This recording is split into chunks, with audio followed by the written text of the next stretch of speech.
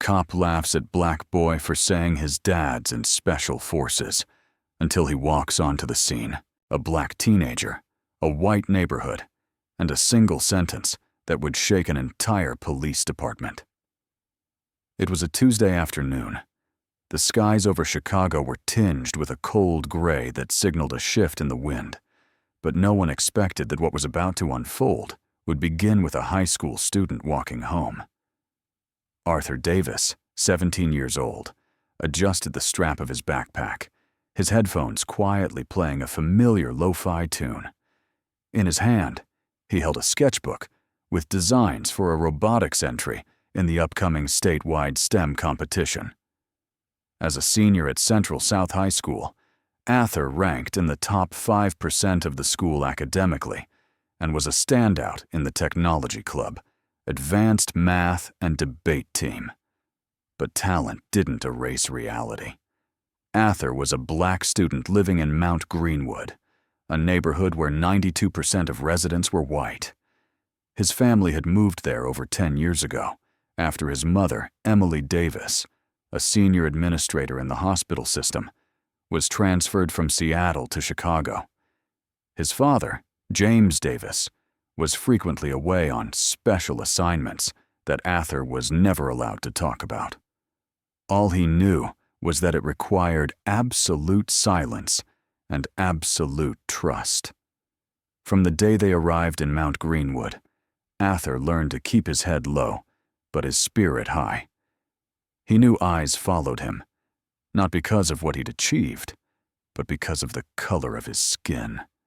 Every time he passed Mrs. Gilmore's house, he saw the curtain shift. When he walked by the corner store on Main Street, Mr. Hensley always stood guard behind the counter like he was waiting for something wrong to happen.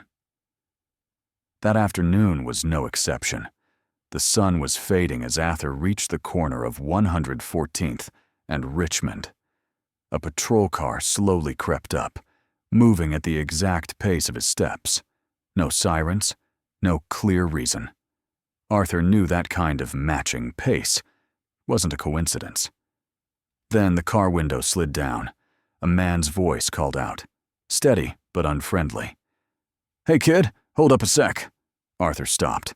He took off his headphones. His father's words echoed in his head. "Stay calm, be respectful, but never let them trample your dignity." He turned around, meeting the gaze, not provoking, but not shrinking either. "Yes, officer." The man in the car was Oscar Roberts, a new officer with the local precinct, early 30s, solid build, and the familiar eyes of a man who'd worn a badge too long without ever understanding the true weight of justice. "What are you doing in this neighborhood?" His voice dropped, lined with suspicion. "I live here, walking home from school." Oscar squinted. "Got ID?" Arthur nodded. "I'm 17. I've only got my student ID." He gently removed his backpack, but that simple motion made Oscar's hand instinctively tighten around the gun at his hip. No one knew that this moment, what should have been a routine stop, was the start of something that would rock all of Mount Greenwood. A boy. A simple sentence. "My dad is Special Forces." And one mocking laugh from the officer would become the first and final mistake of his career. If you've enjoyed this story so far, take a moment to hit subscribe so you won't miss the gripping, powerful stories we have coming next. Arthur Davis tightened the strap of his backpack, his eyes locked on Officer Oscar Roberts, the man who had just demanded to see his student ID for one reason only, because he was a black boy walking through a white neighborhood. Oscar Roberts had recently been transferred to Mount Greenwood after a short stint in West Garfield, a neighborhood known for its volatility. He had a clean-cut appearance, but among some of his former colleagues, Oscar was known as someone who carried racial bias cloaked beneath a layer of reasonable suspicion. "All right, open the backpack," Oscar ordered, his hand hovering near his gun, eyes scanning Arthur as if he expected to find a weapon or contraband, not a pile of textbooks and a pair of old basketball shoes. "I've only got books, notebooks, shoes, and a water bottle," Ather replied calmly, unzipping his backpack with deliberate slowness. Inside was exactly as he'd said. 2 textbooks, an advanced math workbook, a worn pair of Air Jordans, and an empty water bottle. Oscar glanced over, but instead of ending the interaction, he shifted tactics. "Where do you live?" he asked. 5410 Cedar Lane, 3 blocks from here." "Where are your parents?" "My mom works at Southview Hospital. She's on the evening shift. My dad's on a work assignment." "What kind of assignment?" Arthur hesitated for a second. It was the kind of question his mother had always advised him not to answer. But today, on this street, under this officer's demeaning gaze, in the heavy silence of someone waiting to prove he was a problem, Ather chose not to stay silent. "My father is Special Forces." Oscar Roberts froze for half a second. Then, unable to hold it in, he burst out laughing, a loud, crude laugh that echoed down the quiet street. "Special Forces? What is he? G.I. Joe? So where's he now? Climbing Everest or fighting terrorists in some jungle?" The air thickened. A few neighbors peeked out from behind curtains. Some cars slowed down. But Oscar didn't notice, or didn't care. A few meters away, behind a tree, Tracy, a classmate of Ather's, held her breath. The girl with curly hair and glasses, usually quiet in crowds, felt something instinctive rise within her. She pulled out her phone and hit record. "You've got quite the imagination," Oscar continued, sneering. "Let me guess. Watched too many movies and now you think your dad's Jason Bourne?" Arthur didn't flinch. He stared straight into Oscar's eyes, deep and unblinking. Not challenging, not fearful, just unwavering. "My dad doesn't need to prove anything to you," he said softly. "And neither do I." The words made Oscar pause, just for a moment. But then he waved his hand dismissively. "Get out of here before I think up a reason to bring you in." Arthur nodded, packed up his things, slung his backpack over his shoulder, and walked off with his head held high. Tracy stopped recording, her heart pounding. She didn't yet know what she'd do with the video, but deep inside, she understood. Something bigger had just begun. Oscar Roberts remained where he stood, hands on his hips, watching Ather disappear behind Mr. Whitmore's fence. He didn't know that the moment he laughed at that teenager was the moment he stepped into a battlefield he neither understood nor could control. Tracy wasn't the kind of girl who liked to stand in the eye of the storm, but after witnessing with her own eyes how Officer Oscar Roberts stopped her classmate Ather Davis in broad daylight, simply because he was black and walking through Mount Greenwood, she knew that silence was no longer an option. Within an hour of getting home, Tracy edited the nearly 2-minute video she had secretly recorded from behind a tree. In the footage, Officer Roberts could be heard questioning Ather in a suspicious tone. "What are you doing in this neighborhood?" Ather, calm but slightly hesitant, responded, "I live here. I'm just walking home from school." When he added that his father served in the Special Forces, the officer's tone shifted from suspicious to mocking. "Special Forces? Your dad's G.I. Joe?" Without adding any commentary, Tracy uploaded the clip to social media with a simple caption. "My friend got humiliated by a cop on the street just for being black. Guess who's laughing now?" Within 6 hours, the video had amassed over 2.7 million views on TikTok and was being shared widely across Twitter, Facebook, and Reddit. Hashtags like Justice for Ather, Mount Greenwood Bias, and DuBois James Davis quickly made it into the trending topics. Local news outlet Chicago Mirror was the first to pick up the story. Within a day, they aired an interview with Tracy, face blurred, and ran the entire clip on the evening broadcast. One expert commentator noted, "This is not a misunderstanding. It's a clear manifestation of racial bias in law enforcement, and this time, we have it on tape. The Chicago Tribune, the next day, quoted Officer Roberts' mocking remark verbatim and ran a biting headline. Special Forces? Sure. Would anyone have asked that if he were white? Pressure began mounting on the Chicago Police Department. Social justice activists held live streams dissecting Roberts' abuse of authority, drawing parallels to other buried cases. Civil rights attorney Terrell Baines commented, "If a black teenager can't walk in his own neighborhood without being interrogated, then what does justice even mean anymore?" Public outrage didn't stay confined to the internet. A petition demanding an internal investigation into Officer Roberts was launched on change.org and garnered over 150,000 signatures in just 48 hours. Tracy had never imagined the clip she recorded, originally just a protective act for her friend, would become the epicenter of a sweeping protest wave. She received hundreds of messages from across the city, especially from students of color who had lived through similar situations, but had no one to speak up for them. Meanwhile, the Davis family began to feel the strain. Arthur was given a temporary leave of absence from school for safety reasons, but he still chose to speak out. In an exclusive interview with the Chicago Voice, he said, "I don't want anyone to stay silent out of fear. My dad taught me that real strength doesn't lie in throwing a punch, but in keeping your dignity when you're being insulted." As the interview went viral, many Mount Greenwood residents began to ask themselves difficult questions. Had they been too quick to trust their biases? Was the security they had once praised actually conditional surveillance? Then, something unexpected happened.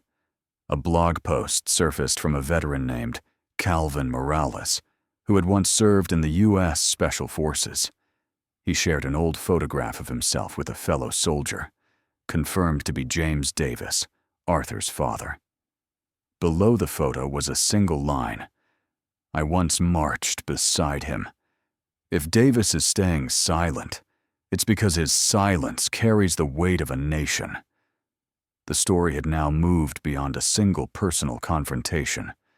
People were no longer just concerned about the discriminatory behavior of one officer. They were now curious about the man standing behind Arthur, a man whose military records remained classified. And what they didn't know was that James Davis had returned. But this time, he was no longer just a shadow in old photographs.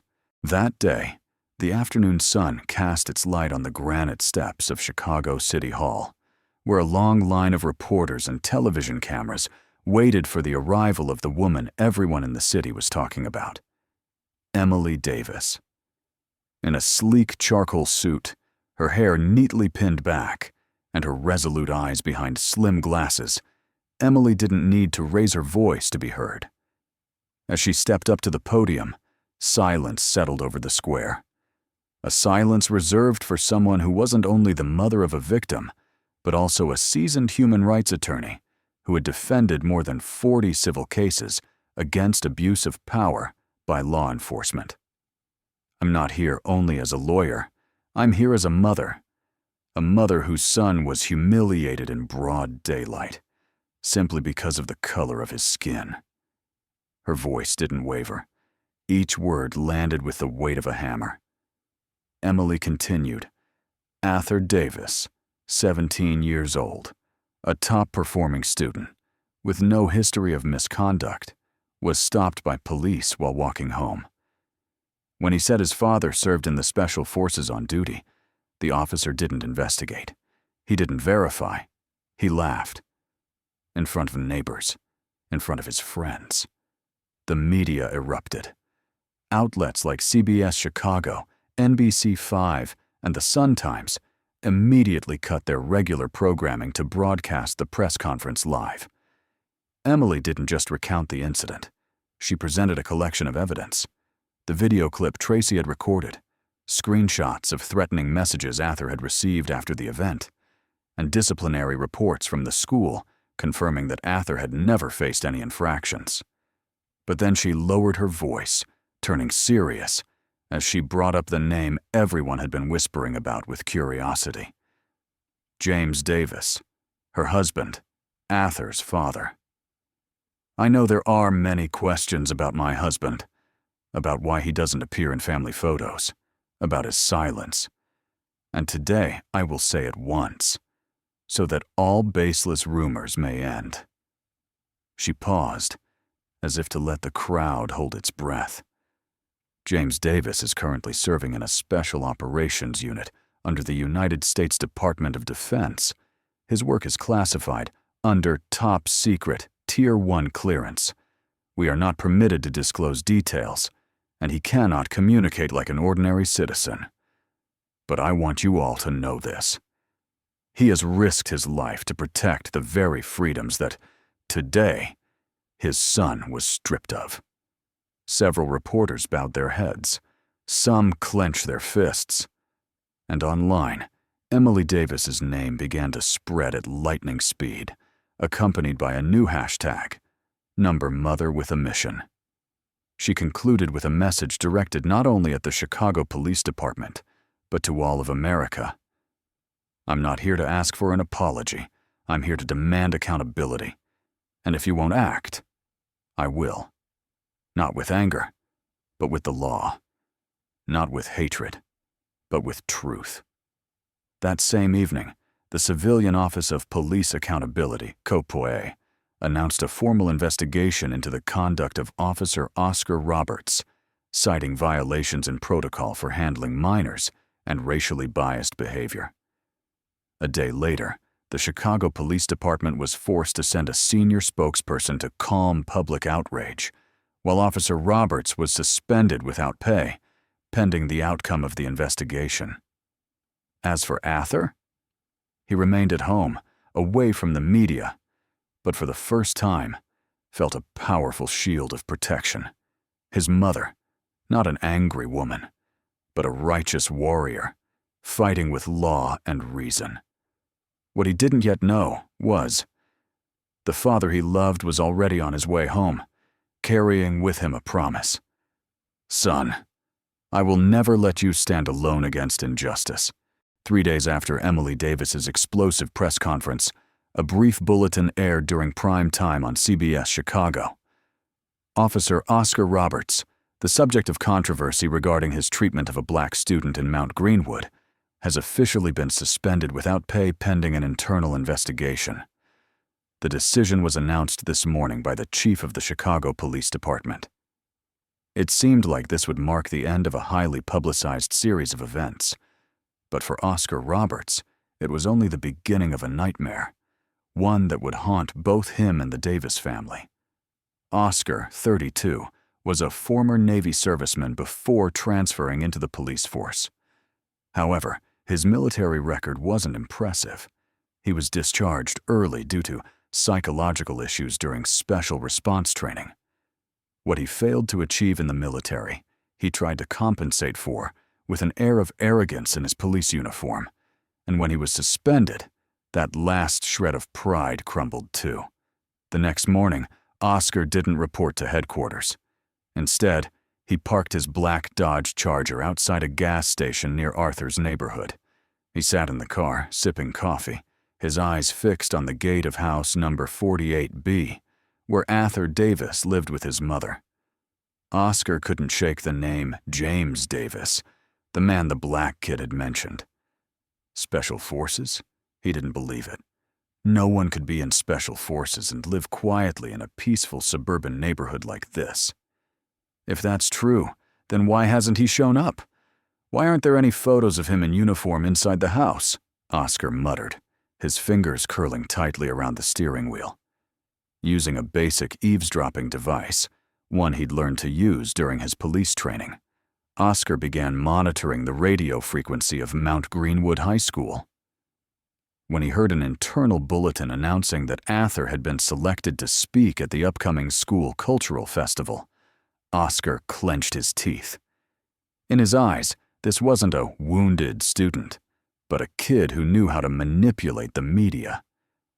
Oscar set up a small camera on a utility pole less than 50 meters from the Davis residence.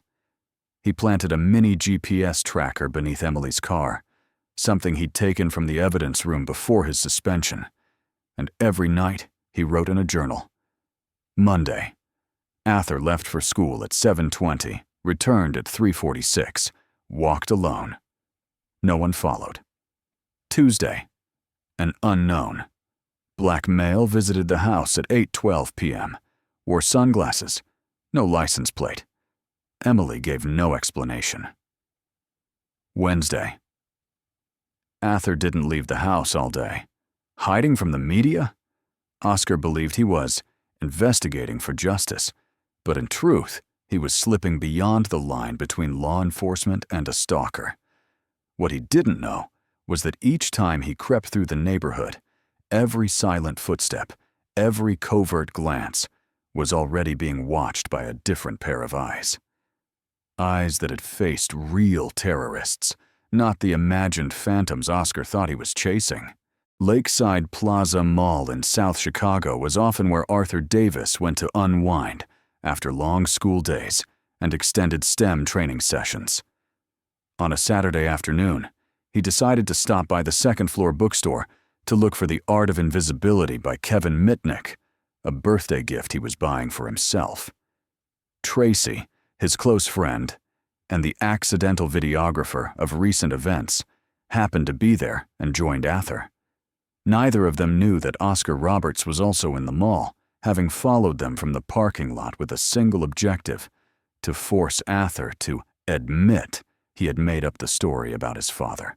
4:27 p.m. security cameras inside the bookstore captured Oscar, dressed in plain clothes, wearing sunglasses and a low baseball cap, entering through the back and weaving between bookshelves to approach Ather. When he saw the teen browsing in the tech aisle, Oscar came up from behind. Still reading spy novels, G.I. Joe Jr.? His voice came cold, low, and laced with provocation. Arthur turned, startled. In front of him stood the man who had turned his life upside down for the past 2 weeks. He instinctively took a step back, but Oscar stepped forward, blocking his path. "I'm not in the mood, Officer Oscar," Ather said, trying to keep his voice steady. "I have nothing to say." Oscar scoffed, but there was a dangerous glint in his eyes. "You're making the entire department look bad. I lost my job, my name, my reputation, all because of a cheap lie. You're going to pay for that," he growled through clenched teeth.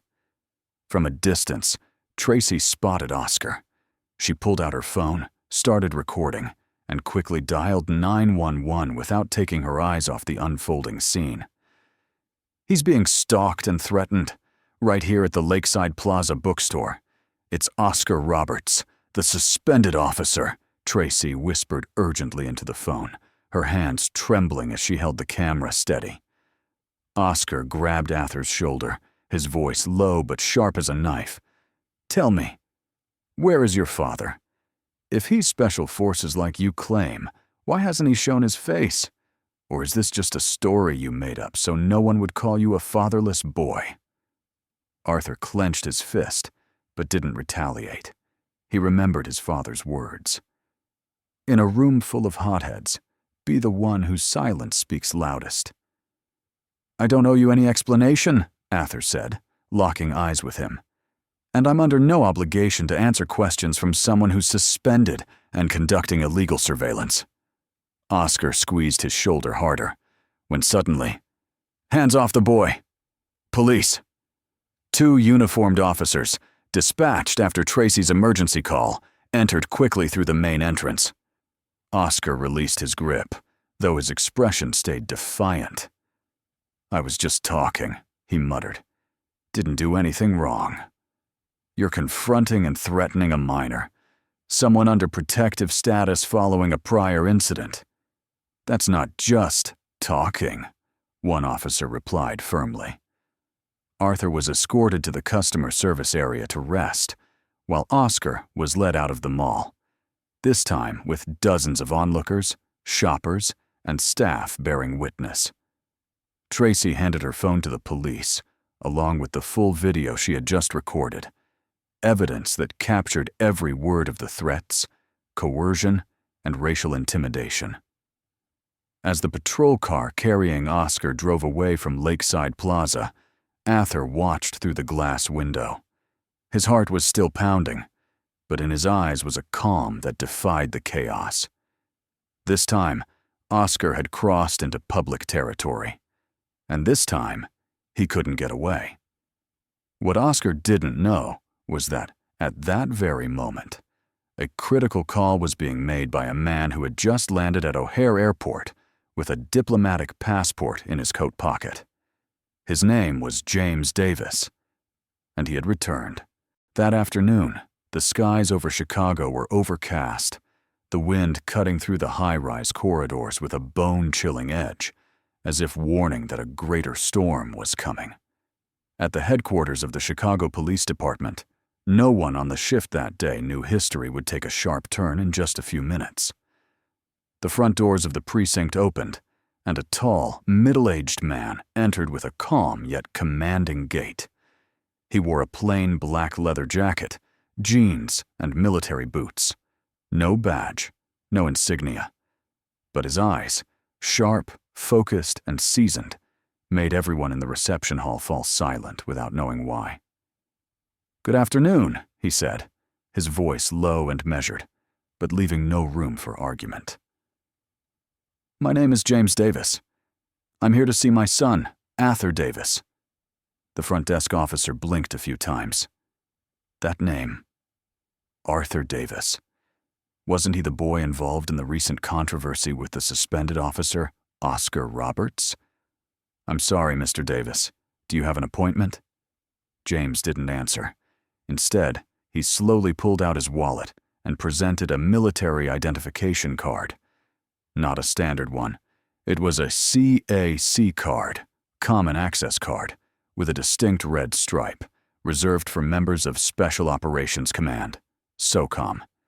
Beneath his name, James E. Davis, Tier 1 operative, active clearance, domestic shadow opus.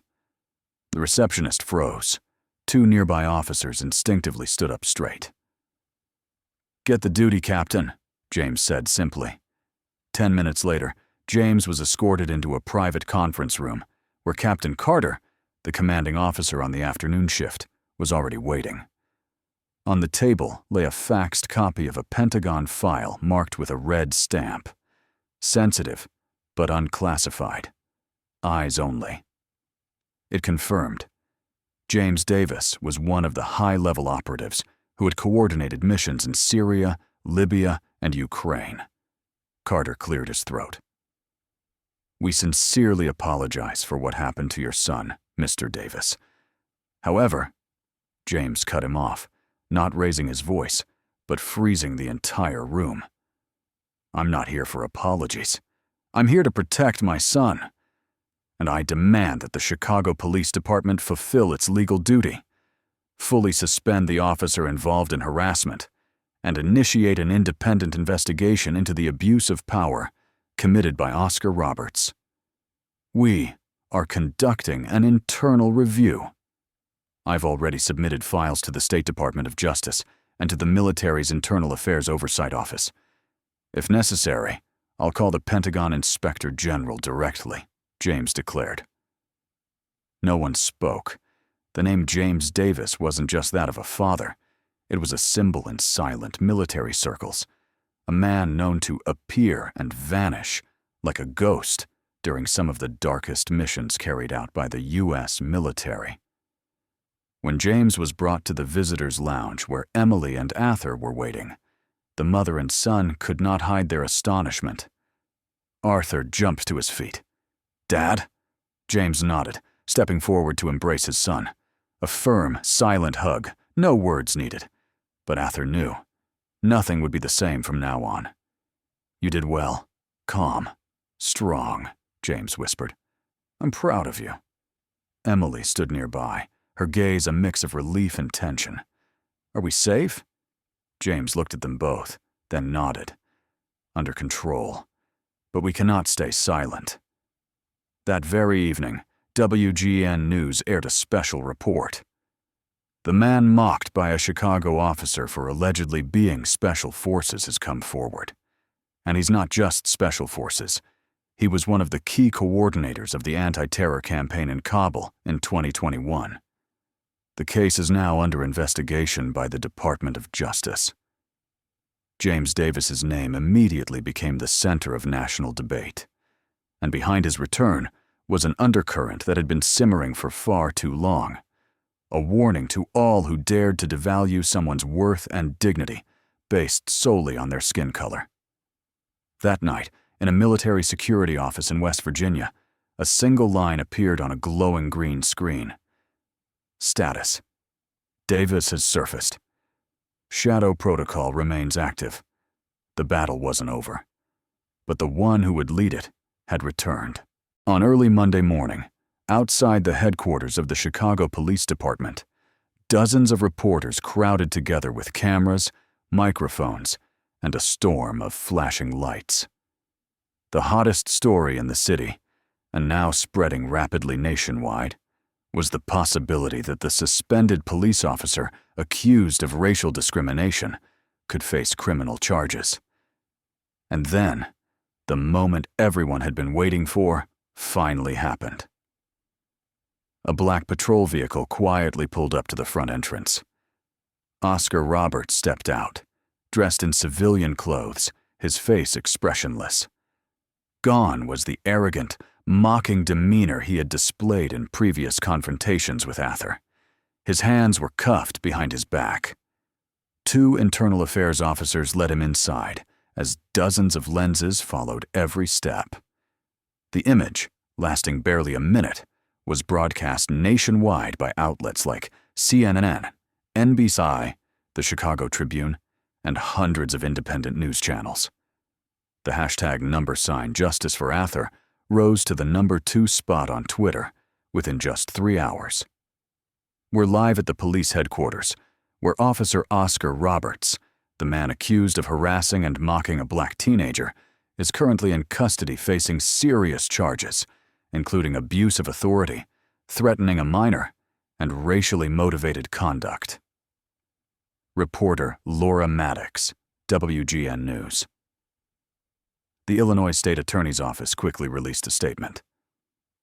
Based on the evidence gathered, including 3 videos recorded by witnesses, independent witness testimonies, and internal investigation reports, we are officially charging Oscar Roberts with 4 counts: abuse of authority, unlawful detainment of a minor, organized racial harassment, and endangering the community. At a special noon press conference that same day, Prosecutor Maria Varela declared, "This is not merely a case of individual misconduct. This is a wake-up call about how we train, supervise, and demand accountability from our law enforcement officers. No one, uniformed or not, has the right to degrade another's dignity because of their skin color." The video Tracy uploaded, capturing the entire confrontation between Oscar and Ather at the Lakeside Plaza bookstore, had reached over 12.7 million views on TikTok, 6.3 million shares on Instagram, and over 1.1 million discussions on Reddit. One standout comment from a retired Special Forces veteran read, "When a 17-year-old is interrogated simply for walking in a white neighborhood, and mocked for telling the truth about his father, this is no longer an individual mistake, it's a systemic illness." At retired Ranger Vet, 75 civil rights organizations like the NAACP, Color of Change, and the Equal Justice Initiative all issued statements of support for Arthur and his family. A small but powerful rally also took place in downtown Chicago, with over 700 participants chanting, "We believe Ather. We demand accountability." Chicago Mayor Eliza Roman was also forced to speak out. "I have directed the police department to establish a special oversight committee in coordination with the Department of Justice to review all complaints related to racial discrimination across the city. Emily Davis, the steadfast mother and unrelenting lawyer, held an exclusive interview with CBS Evening News, where she calmly shared, "I don't want revenge. I want a system that learns from its mistakes. My son is not just a symbol of one case, but of thousands of children silently enduring prejudice every single day." Arthur did not join the interview, but when a reporter asked Emily if he had anything he wanted to say to his supporters, he sent back a short message. "Thank you, but this isn't over." Oscar Roberts was held at Cook County Detention Center, awaiting a preliminary hearing within 14 days. But with the current climate, everyone knew. This was no longer a personal trial. This was a case representing a generation that had long been disregarded, and a wave that would no longer be silent. And in the shadows of the legal battle to come, James Davis, Special Forces operative, father, soldier, had begun to activate a different plan.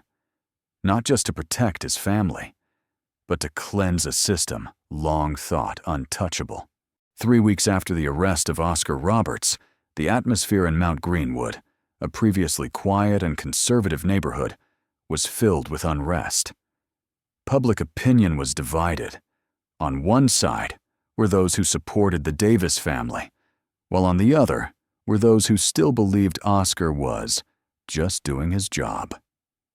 In response to growing tension, City Hall organized a large-scale community meeting at the Mount Greenwood Cultural Center. That afternoon, the 300-seat auditorium was packed. Residents came from all over, some out of curiosity, some in anger, but many came with a genuine desire to listen. On the main stage hung a large banner that read, "Toward an equal community, no one left behind." Presiding over the meeting, Acting Mayor Karen Fletcher opened with a call for reconciliation and a commitment to transparency and reform. But all eyes were on the front row, where the Davis family sat. Emily Davis, dressed in a light gray suit, held a firm gaze that could not fully hide her concern. Arthur, in a white shirt and black tie, appeared contemplative. He didn't lean back, but sat upright, as if reminding himself to stay ready. Beside him was James Davis, the man now known to the community as a senior Special Forces operative, his face calm, yet exuding quiet authority. After nearly an hour of tense discussions between police representatives, school officials, and local residents, Karen Fletcher invited the Davis family to speak. Emily stepped up first. Her voice wasn't loud, but it rang clear. "I'm a mother who taught her son to believe in the law, to believe in justice. But that day, my son was treated as a threat simply because of his skin color. And if I don't stand up today, how many other mothers will continue to remain silent?" A scattering of applause followed, but the atmosphere truly shifted when Arthur took the microphone. He didn't read from a paper. He had no prepared speech. He spoke from the heart. "I'm not standing here to demand an apology. I'm standing here to say, no one deserves to be mocked just because they're proud of their parents. I've been silent for too long. But that silence is what made people like Mr. Oscar think they had the right to insult us. Number no one has that right." Tracy sat in the audience, quietly wiping away tears. When James Davis stepped up, the auditorium fell completely silent. He didn't introduce himself or mention his rank. "I'm James, a soldier. I've served in more than 14 countries, completing missions the media will never report on. But no mission has ever hurt as much as seeing my son humiliated in his own homeland. I didn't come back to intimidate. I came to remind you, what we allow becomes the standard." The auditorium erupted. Mayor Karen immediately announced after the speech that Mount Greenwood would establish a Cultural Intersections Community Council, comprising representatives from various ethnic groups the education sector, and law enforcement, to oversee matters related to discrimination and unjust treatment. That night, the 9 p.m. news on all local channels replayed Arthur's words. Pride is not just something you say, it's the right to be heard. And for the first time in many years, Mount Greenwood had begun to listen. 3 months after the explosive incident in Mount Greenwood, something remarkable happened. The eyes that once secretly followed Arthur Davis now began to look at him with respect. No longer was he the unfamiliar black boy walking past manicured lawns. No longer were there suspicious glances from behind convenience store counters. Arthur, 17, once the target of prejudice, had now become the face of an unofficial movement, a new generation unafraid to speak up. And that transformation wasn't just symbolic. The Chicago Department of Education, in collaboration with the Mount Greenwood Regional Council, officially implemented a cultural awareness and anti-bias education curriculum across all 17 public schools in the area. The first module featured Tracy's raw, unedited footage of the confrontation between Arthur and Oscar Roberts, as a direct lesson in civil rights and the consequences of silence in the face of injustice. At Mount Greenwood Central High School, a large poster now hangs in the main hall bearing Arthur's words. You don't have to be famous to speak up. You just have to believe that silence can be complicity. Arthur never called himself a hero, but each day after school, he volunteered at the Fairview Community Center, leading soft skills workshops for youth, many of whom were of Asian, Arab, and Latinx descent. He taught them public speaking, how to document experiences, just like he had recorded the way Oscar Roberts once looked at him. Tracy, his steadfast friend, and the accidental filmmaker of it all, is now a member of Youth Watchdogs, a student-led group monitoring and reporting bias-related incidents in schools. The group conducted a survey of over 500 students, and more than 78% reported greater awareness of racial prejudice following Arthur's story. Even adults who once remained silent began to change.